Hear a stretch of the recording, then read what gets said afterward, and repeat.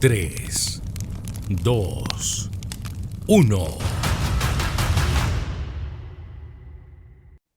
Algo que podríamos, bueno, ahora cuestionarnos, ¿no? De nuestras propias ideas.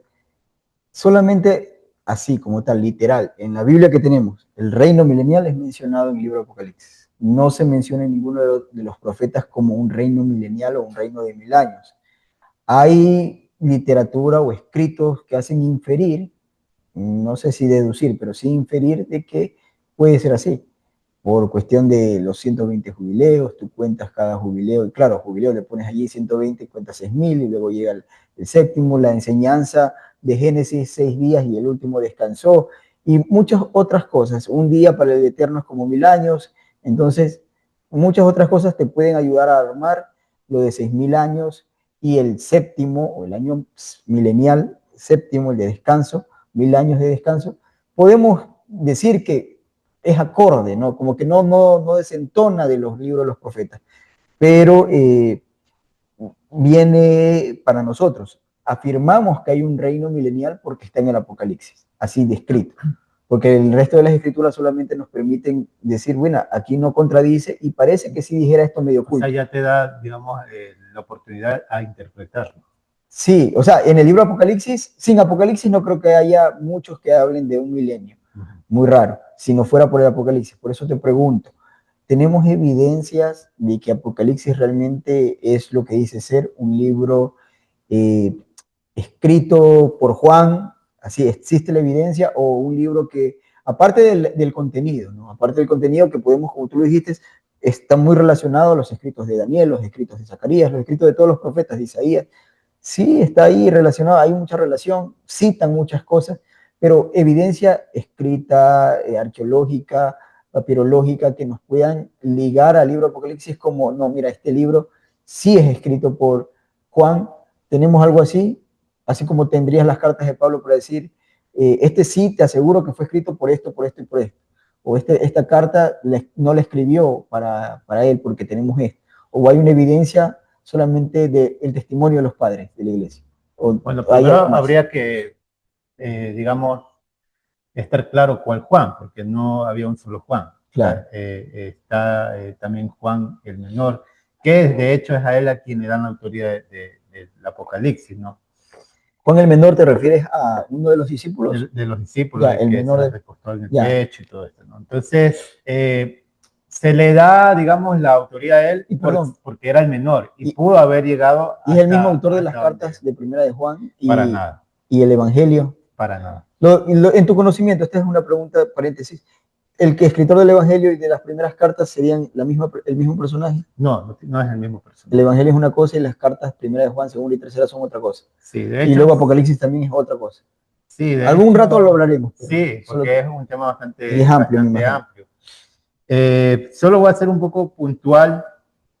El Evangelio de Juan no tiene nada que ver con Juan el apóstol, ¿no? No tiene nada que ver.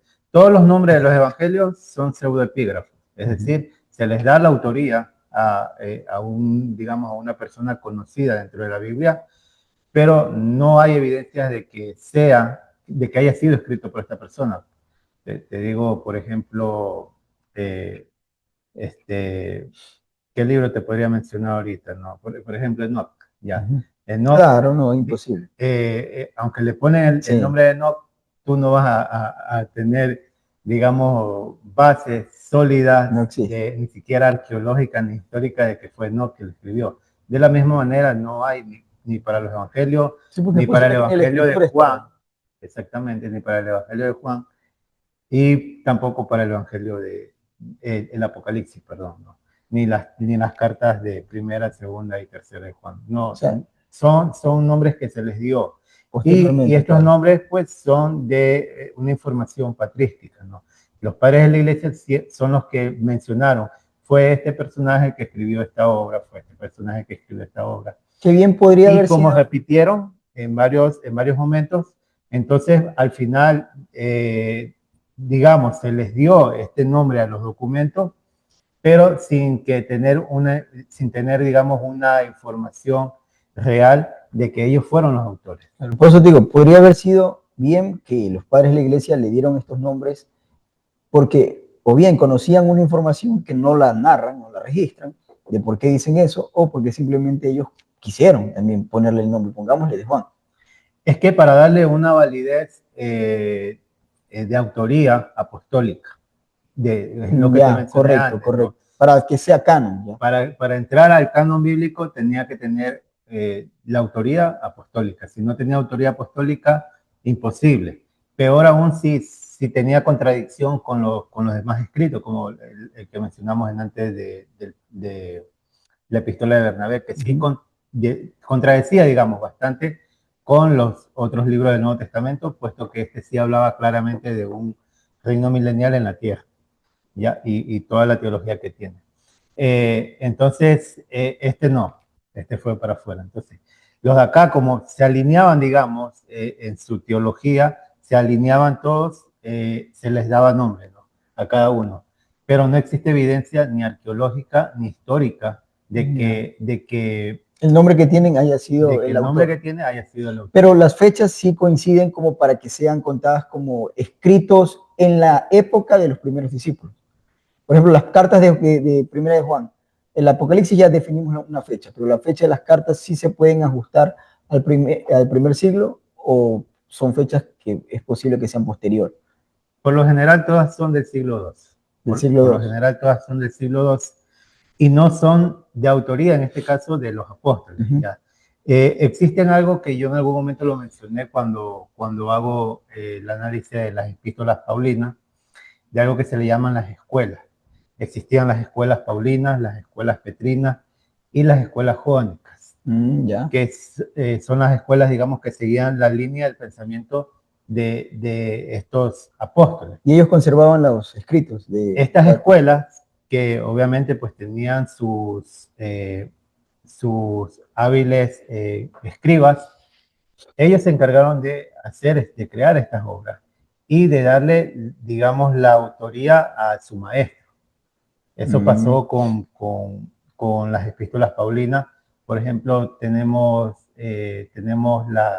las epístolas que tienen nombres de Pablo, pero no las escribió Pablo, como por ejemplo Colosenses, podemos mencionar también las cartas pastorales, Tito, Timoteo, que en algún momento sí deberíamos hacer, digamos, no sé si un debate, algo de este. No, te podemos hacer otro programa. Es importante hablar de todo eso. Entonces, a pesar de que se les da la autoría a Pablo, realmente no fueron escritas por Pablo, fueron escritas por los discípulos de Pablo, de las escuelas paulinas. De la misma forma sucedió con los documentos que se le da la autoría a Juan. Y en este caso estamos hablando no solamente del Evangelio de Juan, sino primera, segunda y tercera carta de Juan y el Apocalipsis de Juan. Todo esto también debemos analizarlo desde qué puntos, hablando del Apocalipsis. Todo lo que está aconteciendo en Judea en el primer siglo. Estamos hablando de un estado que estaba subyugado por el Imperio Romano. Ellos que esperaban libertad, ellos esperaban a un Mesías que los libere. Estaba aconteciendo o aconteció la primera revuelta judeo-romana, la caída del templo y todas las guerras que pasaron luego, ¿no? Incluso por eso es que Apocalipsis, algunos críticos académicos le dan la datación al segundo siglo, porque para ellos incluso Apocalipsis se escribe después de la tercera revuelta de judeo-romana, ¿no? Donde está el personaje de Bar Kokhba y todo esto, ¿no? Pero me imagino que una de las dataciones para darle fecha al libro de Apocalipsis son las 7 congregaciones que aparecen al inicio, que tendrían que haber estado en vigencia en su momento. Claro. Y esas congregaciones, unas cuantas de ellas fue Pablo quien las fundó, pero obviamente quedaron allí, ¿no? Y si es que eso se toma en cuenta para darle autoría también, y obviamente lo del Imperio Romano, alguna vez me hablaste del número de la bestia y hablando de César y también... Es que a ese punto también quería llegar, ¿no? Cuando tú analizas desde un punto más histórico el documento, tú te vas a dar cuenta que lo que está tratando de relatar es algo que ya aconteció. Y, por ejemplo, cuando está hablando, en este caso, del número de la bestia, cuando tú haces un análisis del número de la bestia, hay muchos análisis, ¿no? Entre ellos, un análisis donde se da a entender que el personaje, la bestia que está hablando ahí, es uno de los emperadores del tiempo, ¿no? No recuerdo bien si era Nerón en su tiempo. Entonces, todo lo alinean a eso, ¿no? Que no necesariamente está hablando de algo que va a pasar a futuro, sino que más bien está contando algo que estaba pasando en su tiempo o que había pasado en su tiempo. Entonces, algo similar pasa con Enoch y con Jubileo. Si tú te das cuenta en Jubileos, no sé si tal vez viene el caso, ¿no? Que lo comente. No, por favor. Ya, si tú te das cuenta que Jubileos empieza a hablar de que a Moisés se le dio los mandamientos, ¿ya? Y incluye una historia adicional de lo que está escrito en Génesis y en Éxodo, una historia adicional, tratando de llevar al lector de que los mandamientos no fueron dados a Moisés en el Sinaí, sino que fueron dados antes a los patriarcas. Y empieza a decir que los patriarcas guardaron las festividades, como por ejemplo dice que Noé guardó la festividad de la semana, Shavuot, Pentecostés. Entonces, y es enfático en decir después, pero esto lo van a olvidar en un futuro. Y cuando pase todo esto, vendrán las desgracias y esto, ¿no? Y eso hace con cada historia que va contando de los patriarcas que estaban guardando las fiestas. Pero en un futuro lo van a olvidar y va a venir la maldición sobre ustedes. Eso no es que estaba profetizando algo que iba a pasar. Estaba hablando de algo que estaba aconteciendo. Estamos hablando de un documento que se escribe aproximadamente entre los años 170, 160. Y ¿Antes o después? Antes de la era común. ¿Y qué estaba aconteciendo en ese tiempo? El pueblo estaba bajo el imperio seleucida, ¿ya? Entonces, todo lo que aconteció en ese tiempo en el tema del helenismo fue algo muy fuerte para los judíos en su tiempo. Claro, fue realmente... Muchos judíos estaban, digamos, ya desligándose de su judaísmo, sí, de su religión, de su fe, de su forma de vivir. Entonces ellos que están viendo que está viendo una destrucción total para su pueblo y escriben estas obras. El templo es destruido. Tanto así que Jubileos llega a decir que la liberación, la revuelta de los macabeos iba a acontecer, como dando una profecía de algo que realmente estaba pasando en su tiempo, o que ya había pasado en su tiempo. Entonces, lo mismo pasa con Apocalipsis. No trate de contar una historia que iba a pasar en un futuro, si es que lo analizas desde ese punto de vista. Claro. Obviamente, el libro está abierto a diferentes análisis, ¿no?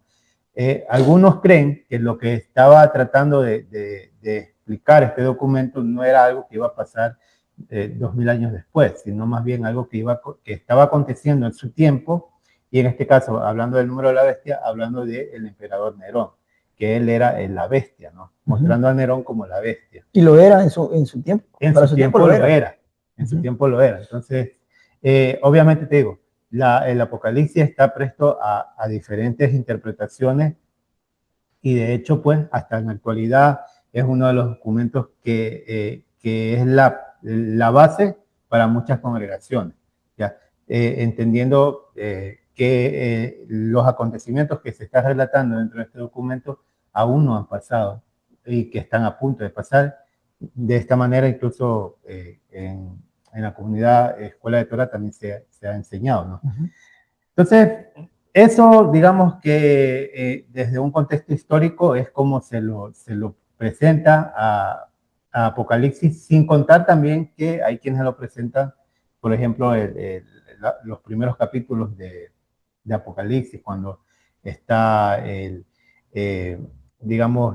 Juan está en presencia de los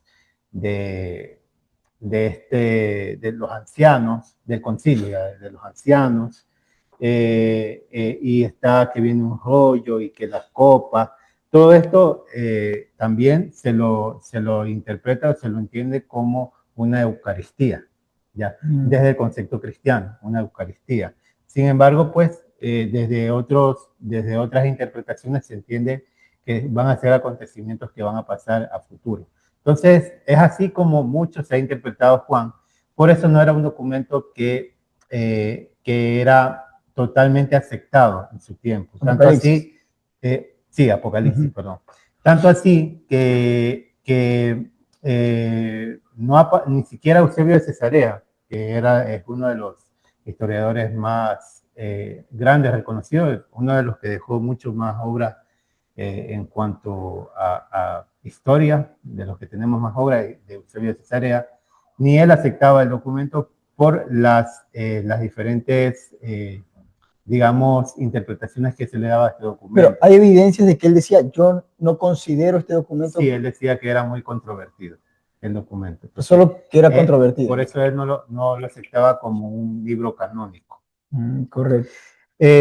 Obviamente todavía no existía el canon, ¿no? No, lógico. No existía el canon. Entonces, ya te digo, no había una aceptación total hasta que ya en el concilio el concilio de Cartago, el tercer concilio de Cartago en el año 397, fue aceptado el canon, y de aquí hasta el año, en el concilio de Toledo, segundo concilio de Toledo, por el año 600 y pico, por ahí, no te puedo decir con seguridad el año, pero estamos hablando del siglo VII, ya se establece de que este canon no puede ser inmovible, nadie puede tocar el canon, nadie puede sacar ni poner otro libro, y es más, tenía que respetarse digamos, el hecho de que Apocalipsis esté dentro del canon. O sea, no todos lo aceptaron, hasta que en su momento pues ya... Pero ya llega a nosotros como un producto final de que Apocalipsis es...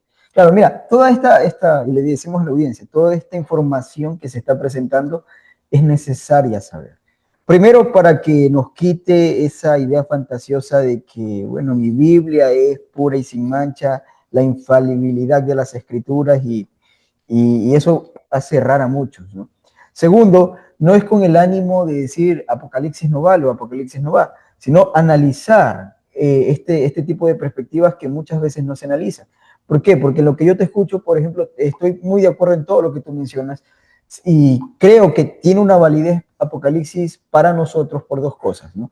En mi opinión. La primera es que todo es cíclico, y vemos que en la escritura todo se va repitiendo. Y lo que vivieron en su tiempo con Nabucodonosor, vemos que se repite similarmente con los macabeos y se repite luego en la destrucción del templo con Tito, y es algo que se va repitiendo y puede tener un impacto para nosotros muy similar, porque las cosas que allí se describen son cíclicas. Segundo, se mencionaba de que muchos interpretan que Apocalipsis era para narrar eventos, como tú lo dijiste, de aquella época. Sin embargo, la única, digamos, falla que yo podría decirles a ellos, ahí no creo que, o sea, sí creo, pero también no es toda la historia, porque Apocalipsis es un libro que nos empieza contando una historia y tiene un final, y ese final, por lo menos en la historia, jamás se ha visto, de acuerdo a lo que habla allí, ¿no? El final de un reino, habrá justicia, que es lo que hablan también los profetas hebreos. Vendrá un tiempo en el cual habrá justicia en el mundo, se regirá las naciones con equidad, con justicia, con misericordia, y luego habla de una nueva Jerusalén. Todo eso nunca se ocurrió en la historia. Sin embargo, la persecución y todo eso sí ocurrió en la época de ellos. Por lo tanto, es un libro cuya trama sí se ve en el tiempo que estaban viviendo, en el tiempo de Nerón, se ve en el tiempo de los macabeos, se vio mucho antes también en el tiempo de la deportación a Babilonia, pero el final, que lo habla Apocalipsis y lo habla Isaías, lo habla Ezequiel, lo habla Jeremías, donde habrá un reino de justicia, eso todavía no ha acontecido. Entonces es un libro que no ha tenido su total cumplimiento. Apocalipsis, al igual que, digamos, el formato que lleva Isaías habla, tú puedes ver desde el capítulo 1 en adelante, analizando solo el capítulo 1, habla de un juicio a Jerusalén. Le dice, esto es lo que le va a acontecer, esto es lo que le va a pasar por desobedientes, por transgresores, y de hecho eso se cumplió. Pero en el mismo capítulo, o al siguiente capítulo, el capítulo 2 dice, restauraré sus jueces como al principio, serán una ciudad llamada fiel, serás llamada casa de Yahweh, y nunca más se hallará en ti mentira. Eso no se ha cumplido. O sea, vemos que una parte del capítulo 1 se cumplió en su momento, en el tiempo del profeta. Sin embargo, la parte final de la restauración perpetua no se ha cumplido. Se cumplió posteriormente cuando regresaron del exilio, pero volvió a lo mismo. pero eso que habla de que será llamada al monte de Yahweh, que las naciones dirán, vamos y subamos al monte de Yahweh, no se ha cumplido. Entonces lo mismo vemos con Apocalipsis. Muchas de las cosas que ellos estaban viviendo pudo haber sido que el escritor narró eventos que ya ocurrieron, o narró eventos que estaban ocurriendo o que estaban próximos a ocurrir, por cómo empieza el encabezado. Vendré en breve, esto pasará en breve, ¿no? Entonces, pero las cosas que habla del final del libro, cómo terminan, sí se puede considerar como los profetas por el estilo, ¿no? Porque las cosas que hablan del final es una restauración final que no se ha cumplido. Y tal vez por eso es que sigue siendo o no ha sido descartado, y considero que no deberíamos descartarlo del todo, porque habla de eventos similar a la que hablan los profetas que no han ocurrido, pero son armoniosos con lo que dicen los profetas. Ahora,